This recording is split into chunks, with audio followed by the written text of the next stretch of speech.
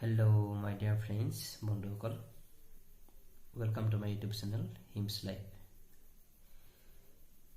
আজি মই এটা বিশেষ কথা লৈ ইউটিউবত আইছো।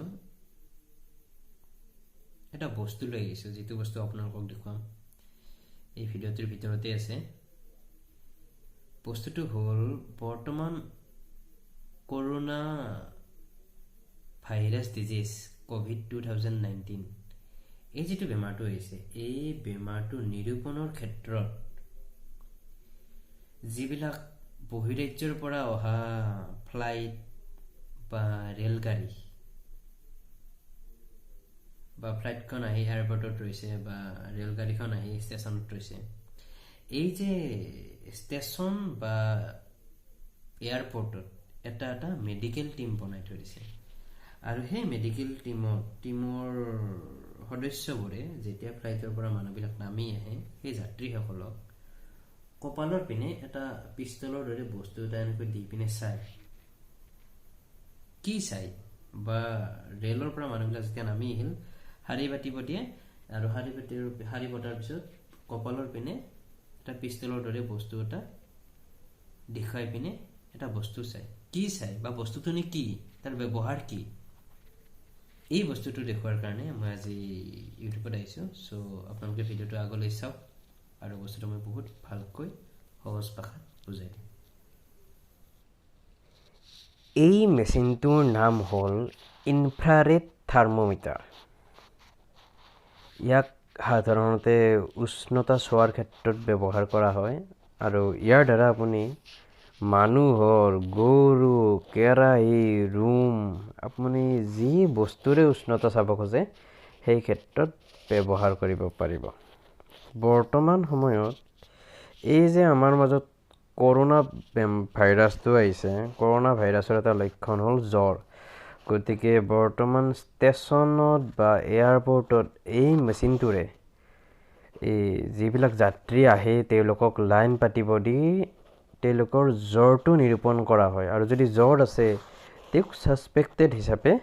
গণ্য কৰি তেওঁক সাইড কৰা হয় আৰু তেওঁক চিকিৎসা কৰা হয় এই মেচিনটোৰ প্ৰাইস প্ৰায় 2 ৰ পৰা 2200-2500 তেনেকুৱা Amazon Flipkartৰ পৰা আপুনি কিনিব পাৰে এই মেচিনটোৰ এটা বেনিফিট হ'ল ই আপোনাক সেলসিয়াছতো ৰিডিং দিব পাৰে আৰু ই ফাৰেনহাইটতো ৰিডিং দিব পাৰে কেৱল সেটিংছটো মিলালে হ'ল আৰু ইয়াৰ বেনিফিট কি ই সৰ্বনিম্ন -50 ডিগ্ৰী সেলসিয়াছৰ পৰা হাইয়েষ্ট 380 ডিগ্ৰী সেলসিয়াছলৈ ই ৰিডিং দিব পাৰে ভাবি চাওক -50 ডিগ্ৰী সেলসিয়াছৰ পৰা 380 ডিগ্ৰী সেলসিয়াছ য'ত 0 ডিগ্ৰী সেলসিয়াছত বৰফ হয় তাৰে তলত -50 ডিগ্ৰী আৰু কি 100 ডিগ্ৰী সেলসিয়াছত পানী উতলে তাৰে ওপৰত 380 ডিগ্ৰী সেলসিয়াছ আহক আমি দাদা দুজন মানৰ কেনেকৈ চাই আমি এবাৰ দেখাই দিওঁ ইয়াৰ এটা ট্ৰিগাৰ আছে এই ট্ৰিগাৰটো কপালৰ পিনে দিলে